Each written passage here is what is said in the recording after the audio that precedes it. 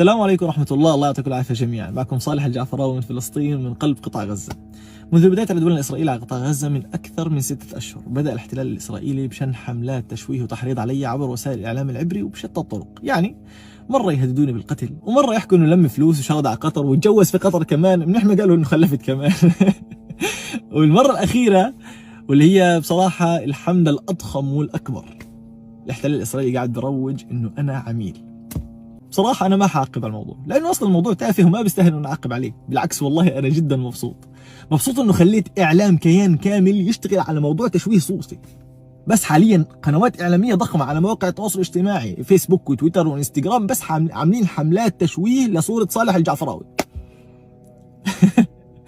ولكم لهالدرجة أنا فاضي حارتكم، ولكم الله بس يطول في عمري وأضل فاضي حارتكم، ولكم الله يطول بعمري بس واضل قاعد لكم هان. ولكم ما بتتخيلوا وسام الشرف اللي انتم اعطيتوني اياه، ما بتتخيلوا كميه الفخر اللي انا هلقيت مفتخر بنفسي فيها. والله مبسوط انه اعلام كان كامل هلقيت بس مشغول وبيعمل حملات اعلاميه ضخمه لتشويه صوره صالح الجعفراوي. من ذاكرين الخمس اطلاق اللي طخطوني اياهم في 2018 و2019؟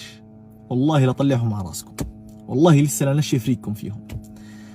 الحمد لله رب العالمين. صحيح لما تختاروا المره الجايه اختاروا الاسم احسن من هيك. شريف هذا، ولكم يفضح عرضكم. وصحيح بتحكوا انه لقيت موجود بامان وسلام داخل دوله اسرائيل، صح؟ حابب احكي لكم انه انا حاليا موجود داخل مستشفى شهداء الاقصى في مدينه دير البلح. ولكم روحوا